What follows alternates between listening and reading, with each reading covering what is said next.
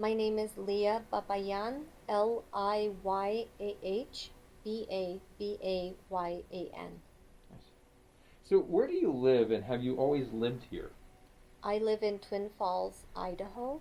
No, I've not always lived here. I'm originally from Baku, Azerbaijan, and as a refugee from Armenia, my family and I, we were brought here in 1992. Hmm. So why Twin Falls? Why did the family come here? Well, as displaced people and refugees, we didn't have a choice where we would be resettled to. And with everything that was going on in the world at that time and the Expansion Immigration Act that was signed by then George W. Bush, Mm-hmm. our family, our case, um, was picked up by the United States of America. And why Twin Falls? Because Twin Falls has a refugee resettlement program going back to the Vietnam War. And so it has been an adoptive community of refugees for almost now 40 years. And that's how my family ended up being resettled to Twin Falls, Idaho. What would you miss most if you had to leave Twin Falls tomorrow? Well, I have left Twin Falls and lived in other parts of the United States. And what I would miss most if I had to leave Twin Falls is my family, unless I took my family with me. But Mm. it would be my family. It would be the abundance of nature here. No matter which way you drive, you could drive in any direction here, and within 5 to 10 minutes, come across a sacred treasure of a canyon or a river or a mountain that is just a gift from Mother Nature to us. Mm.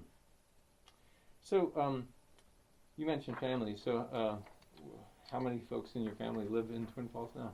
My father, my mother, myself, and my two children live in Twin Falls. Nice. Um, so what is it that we're standing in, and how do you earn your livelihood? You are multifaceted. What do you do?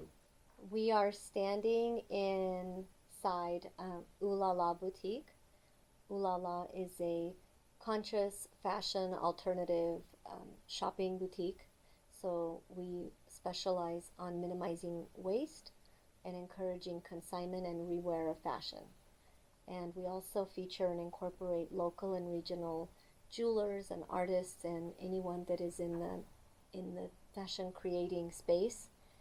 And that's what we've been doing here for 13 years. Hmm. Um, you mentioned your family has refugees, and where you have dealt with a lot of adversity. Do you want to share a little bit of kind of like insights of what your life experiences that other people could benefit from understanding with COVID and the pandemic? Can you ask me that one Yeah. more So, time, please? what lessons through your life of being a refugee and having come from a country and your own homeland that's upheaval and war and ethnic cleansing.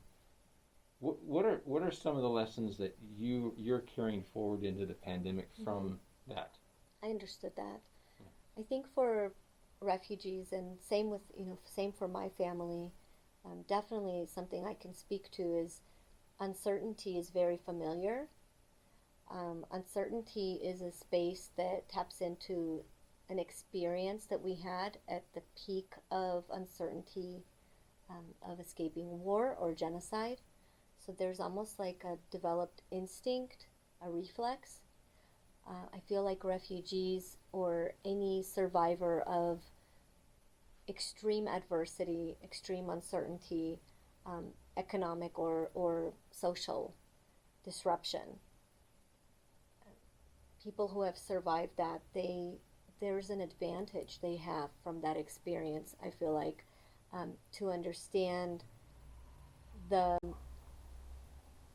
the moment in a from a place of calm and maybe address what needs to be managed immediately instead of fall into a space of fear and worry where you lose control or you feel helpless and despair. So, in many ways, I feel like because of our refugee experience and what we have already survived as a family, we were in some strange way prepared and conditioned for facing a pandemic, because a pandemic has so many unknowns, and it doesn't have the speed of it doesn't take the natural speed of other disasters like earthquakes, um, tsunamis, natural disasters where there's phases. I feel like a pandemic is you're in a real time, constant shaking of your reality. And displaced people and survivors of war, survivors of genocide, they are in a constant state of a shaking and a disruption to their reality, and you just learn how to survive on the go. And I think that's an instinct that many refugees possess even after they resettle, to survive on the go through the pandemic. I hope I answered that did. question. No, this is beautiful. It was very well stated. So, in 2 words or less, so 1 or 2 words, describe the year 2020, and then tell me why you chose those 1 or 2 words. Okay. Can I just think for a minute? Yeah. That's the beauty of video. I edited up the quiet part. Oh, wow, that's a good question.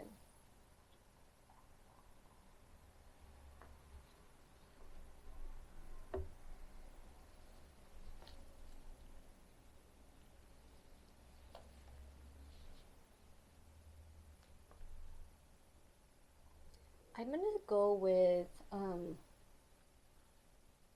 there's 3 words in my head, but I'm trying to get to the 2. So I'm going to describe 2020 as a sacred humbling. What do you mean by that? I mean that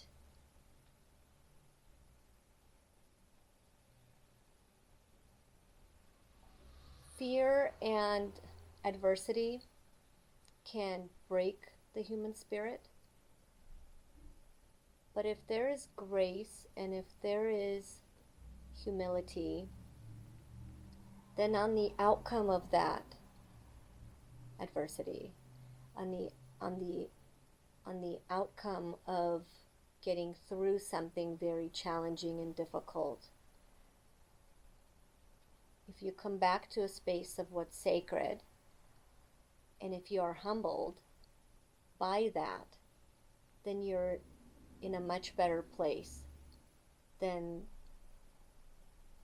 you started out. And I would hope that 2020 is defined by the much better space than where we started. So for me, the sacred space, which is it's the inclusion of everything we would hope to be human, like compassion and well-being and community. So I hope, and faith, I hope that those are the 2 words that bring us back to our grace, is sacred, humbling. So when was the moment that COVID-19 became real to you? And then how were you feeling in that moment? My daughter was hospitalized in February for 6 days with all the symptoms of what we now know as to how COVID affects children. At that time, we went through a vigorous process of elimination, of testing her for everything possible that the local doctors and even some of their colleagues, that the network of colleagues outside of here, Twin Falls, could identify. And at the same time, I was hearing from my sister, my cousin, who is in Philadelphia, about this virus. And, paying attention to the news, we also get international news because my parents, they don't take news in English. They don't speak English very well.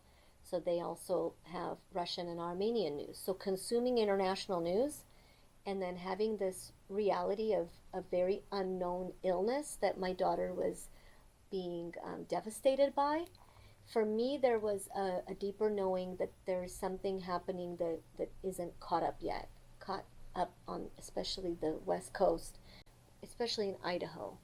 So in that moment, I didn't have knowledge of COVID, but I had an understanding that something is affecting my healthy child. And it was within a few days after she was released that New York, I believe it was Governor Cuomo, started speaking to New Yorkers. It was day one. And it just made sense that if it was in New York, because of international flights, that this virus definitely has already spread in the United States, and we're just behind on naming it, and in our medical institutions on identifying or testing for it, because that's just the only other missing factor in that line of thinking. And I immediately closed my business down because there was too much unknown for me to further jeopardize my daughter's well-being. She was on antibiotics, so her immune system was already very weak after 6 days of being hospitalized. So for me as a mother, it just made sense that I don't expose her to something that maybe I would bring home after interacting with clients or doing book events or speaking engagements. So I canceled my schedule and was home with her. And then a week after that, the governor of Idaho responded in some of the counties did shelter in place, I think, first, and then the state responded. But it was in the moment that my daughter became severely ill, out of nowhere, intensely, and there was the only consistent answer from doctors at that point was, we don't know. It's not this, it's not this, it's not this. We tested for this, we tested for the flu, we tested for strep, we tested for appendix, everything, even the worst things like blood counts for potentially cancer or leukemia or anything like that, scans for tumors. And it just started to make sense. It just kind of clicked. What was happening on the East Coast, what was happening in the world, and what was happening with my daughter clicked. And so later now we understand what was going on with her to be COVID with the testing that's available now, and the symptoms match too. So you mentioned that your background and your experiences helped you kind of focus on the moment. So once you decided to shut the business down and not travel, what you seem to have gone right into action. So what kind of things did you do, you and your family do, in response to COVID to help the community that you serve? For me, the response was to, so for me personally, the response of going into being productive and finding something meaningful in the disruption to our lives was out of necessity to manage my mental health and the triggers to the PTSD. Not only in myself, but I could begin to pick up those the body language, the emotions, the repetitive memories and language that was surfacing in my household with my two elderly parents. Even my brother who lives in Colorado and myself, references to the past, the triggers from seeing very simple things like shelves being empty, because we remember when stores were empty and there was no grocery stores. So that was the first time we have seen something like that since what we survived. And the speak of things shutting down or services being cut off or jobs being lost. I mean, these are trigger scenarios of what we already survived, and we know what happens next when there's chaos, there's violence. And so you brace yourself. It's like your brakes going out, or something in your vehicle that's alerting your body to prepare for a hit. And so identifying those those PTSD triggers and migraines and flashbacks in myself, I knew that potentially that trauma could be passed down to my children in this moment. And so I felt that the best way to help my parents manage their mental health, myself, in a selfish way, myself to manage my mental health and chronic PTSD, and in a playful, creative way, disguise the trauma and prepare my children on how to deal with moments like this in life. I started sewing because I knew if I could sew, it for me, sewing's always been very therapeutic, and the machine requires for your presence, or you sew your finger.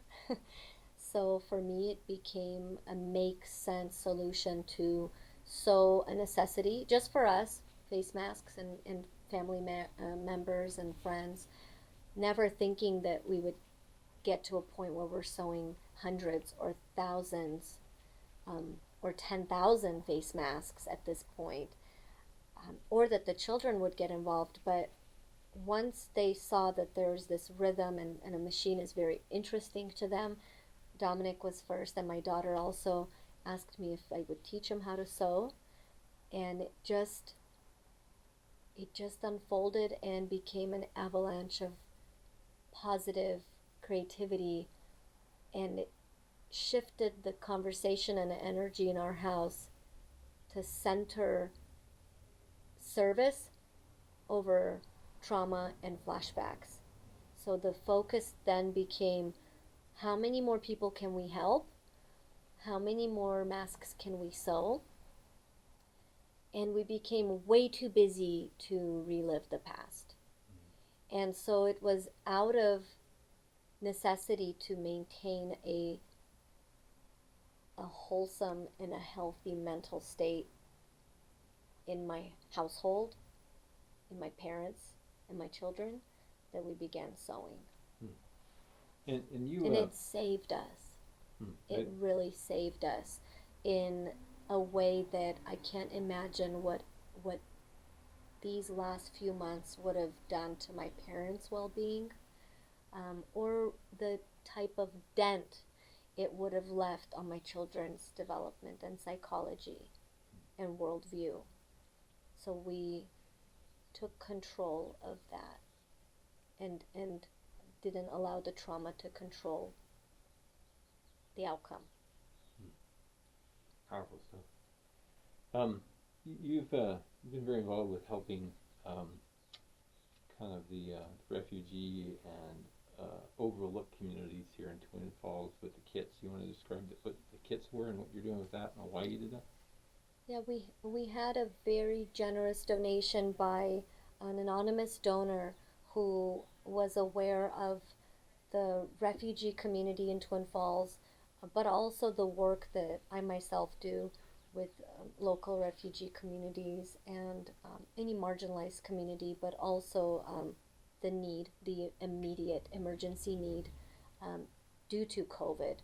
So we were granted funding to be able to provide families with emergency supplies, or money to take care of utilities, or pay for phone cards so that they can phone home and let people know and communicate that they are okay, or be able to purchase food, because although there are food boxes, some of the food is unfamiliar to some of the communities that are in need of food. And so keeping phones on, making sure the internet's on so that people can get access to information about COVID, interpreting information about COVID into their native language, and then supplying them with basic necessities like sanitizer, especially earlier on where there was a deficit or a limit on how many you could purchase. We wanted to make sure to get families sanitizer, gloves, masks, disinfectant, spray, and cleaning supplies for their homes, especially to the homes where we knew there were members that were positive with COVID because of the workforce they were in. In the last couple of weeks, we've seen an emergence of the conversation of racial injustice in America. What was your personal reaction to the George Floyd incident? But also, what did you see your community do in reaction to that as well?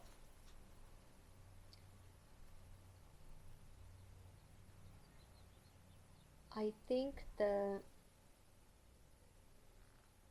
the rise of racial injustice or communication around institutional racism and clean violence or paper violence within institutions against marginalized communities or communities of color is only a surprise to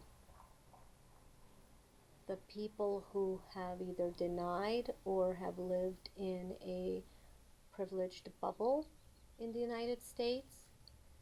To anyone else who has navigated their daily life through these institutions and who have been on the receiving end of injustice, of racial discrimination in housing and not just the space of policing, but in school, in employment, in the medical space. I think for them the surprise was not that there was an uprising and civic unrest. The surprise was, why did it take so long? And so I was not, I'm very sad to say this, but I was not shocked by the killing of Mr. Floyd, because not only in my past have I witnessed police brutality and police used as a tool during genocide to kill off the population, or to help organize the mobs that would kill the population. But I have been aware of my place in the United States as a refugee, as a outsider, and the treatment of outsiders in this country by studying its history. So I myself cannot point to any day on the calendar going back to the beginning of day one of America to a day where there was not racial injustice or violence against people of color or minorities or immigrants or refugees. So the reality, from my experience, has been that the uprising is only because there's visibility in this mainstream now, and only because now the weapon of truth is a cell phone.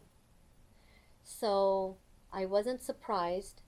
I'm very sad to say I wasn't shocked, and that's because of how numb I have become by the vile reality I've survived, and the vulgar reality of war and the vulgar reality of genocide. It does something to your spirit where you don't have a shock element when you see this kind of injustice and violence happen to people in the world. You recognize it and you name it for what it is, but the shock is not there because it's been so common.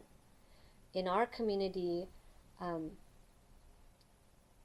I'm sure that there's a variety of opinions and views on that circumstance and even racial injustice, but within my immediate circle, the immediate response was call it what it is, and let's have a conversation, and let's build upon this momentum to review, reform that which affects our immediate lives. So, what does our use of force policy look like? Let's have that conversation. Is our police manual accessible? Is it posted online?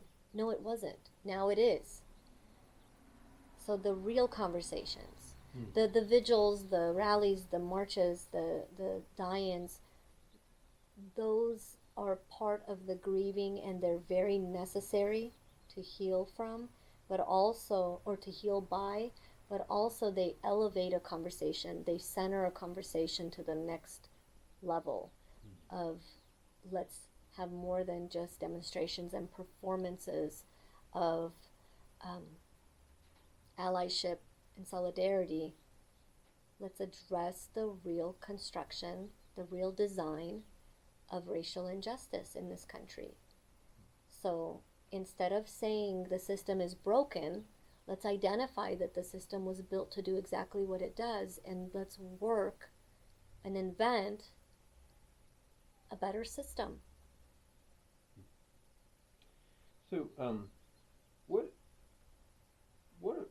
one or two words would you use to describe how you feel about the next 5 years? So 5 years out. Oh my gosh. What are the words that would come to mind for that one? Okay. You notice I'm not a two-word person. I know. This is the fun part. Okay. I would actually, the second time you've asked this is actually easier, because I would again go with sacred humbling. I think that where we want to be at the end of 2020 is not back at the normal, is be a better version of who we were when we started out 2020. Not just personally and independently as an individual, but collectively with all of us, and as a global citizen too, as a global community, not just nation states. But I would hope that we're at a space where we're back at what is sacred, because in and of itself, if we begin at where it's what is sacred in that space, naturally that's an inclusive, just, meaningful, and healthy space. Otherwise it can't be sacred. It can't be what is universally known as sacred. And humbling. So long as we are humbled on our own, we can face anything that is humbling us outside of us, like a virus, like a pandemic, like a crisis. Because until we are in a space of where we understand our own humility, our own humanity, our own divine life source, we cannot be ready to fight for someone else's health, for someone else's quality, for someone else's well-being. It all starts from our own, from that sacred space. And not to get too abstract and spiritual, but it really does. We only do better when we recognize what is sacred in all people. That is the driving motivator. Outside of that, everything is facade. Everything is bandages. Public policy that's built on bandages falls apart. It doesn't serve the greater purpose of every human being's well-being. So, is there any questions I should have asked you that I haven't, that you would want to answer yourself?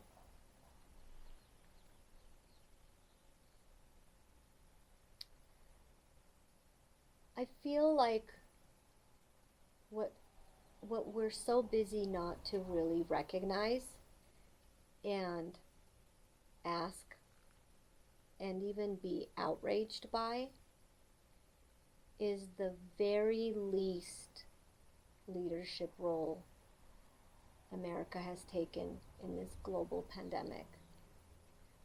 which in and of itself is not only a tragedy to the beacon that we have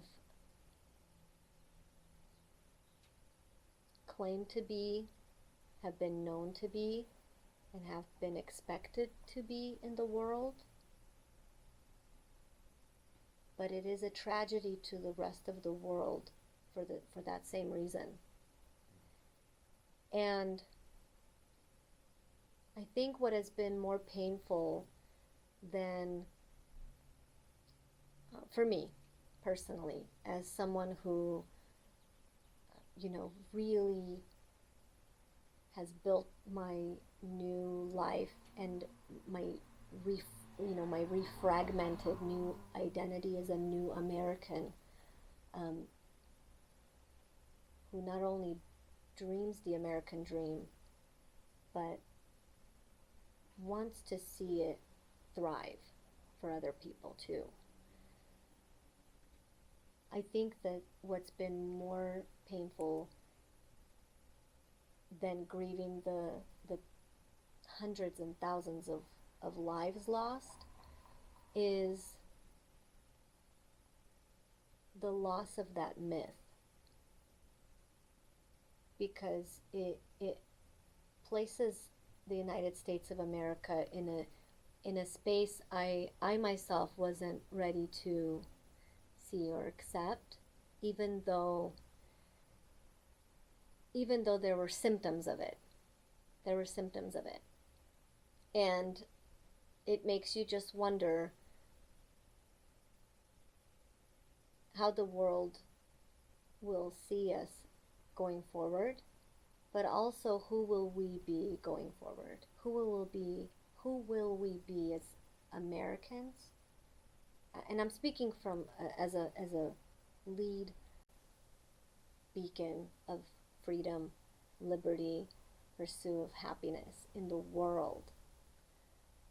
That's what's projected to the world. That's how people see this glorious country. When they're in a space of despair. That's why when they're in a space of despair, they look. There's the Statue of Liberty. There's the light. There's the United States. There's the land. And I don't know what that identity and myth narrative now becomes. So there's a grieving of that. I love this country for its potential and for what it is and what it has blessed my family with, a second chance at life. But I'm wondering who will breathe that back into the country now, because it's just been deflated of its spirit. So, this is going to show up on the internet, so we don't know when someone's going to watch it, where they're going to watch it, but someone's watching it right now, right? What message would you want to give to that person who's watching you? Whatever message you want to convey to them. It's a time capsule for you to put your thought and feelings into.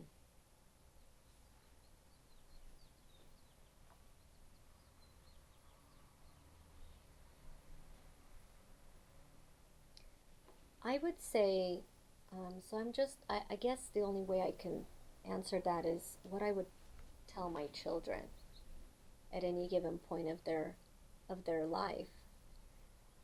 And I would say that life creates conditions conducive to life.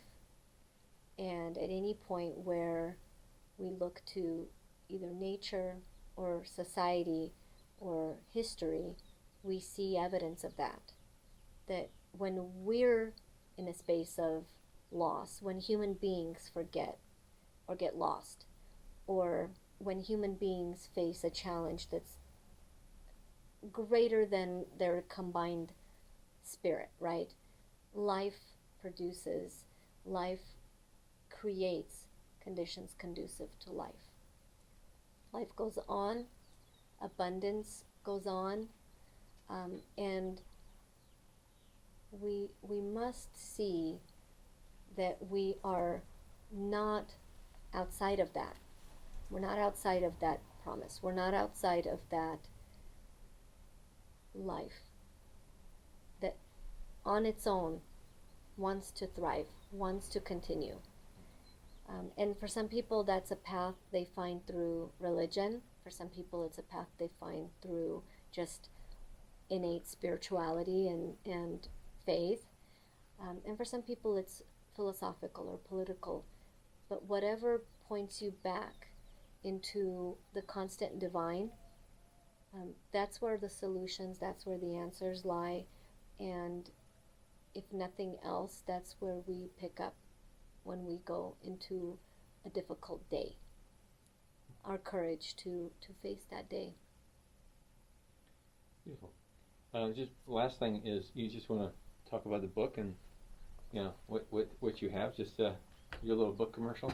Oh, sure. Do you want me to pick it up? Whatever you want to do. This is your chance to talk about your book.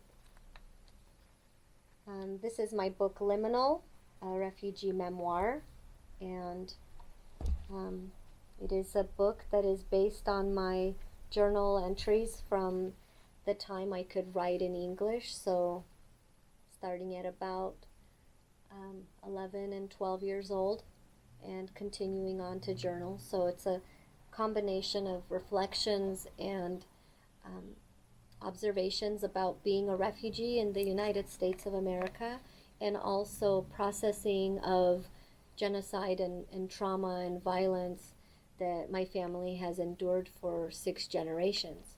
So it's from the view of a child of war, from a refugee in the United States, and kind of a time capsule of my family's experience at that time, an observation of America from a new American perspective. I was very honored to be invited to Congress last August to present the book to Senate and House members in continuing the conversation around recognizing the Armenian genocide, which has not been by the United States for 97 years. And finally, this last year, it was recognized as by Congress and by the House and by the Senate. So the 1915 Armenian genocide was recognized, ending the longest foreign veto on any U.S. bill in U.S. history.